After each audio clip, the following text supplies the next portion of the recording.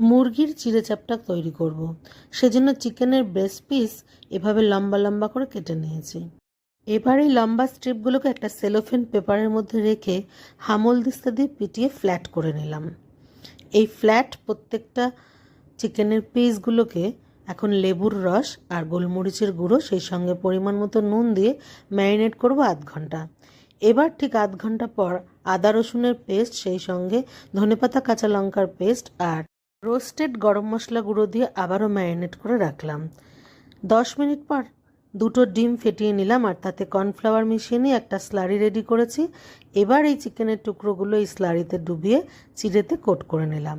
তেল গরম করে নিয়ে এবার প্রত্যেকটা ভেজে নেওয়ার পালা। কয়েকটা কাঠের স্কোয়ার এভাবে পেছনে গেঁথে নিয়ে চিকেনটাকে একটু লম্বা শেপ দেওয়ার জন্য করে নিলাম। এবার তেল গরম করে নিয়ে প্রত্যেকটা ভেজে নিচ্ছি। তৈরি হলো মুরগির চিড়ে চাপ।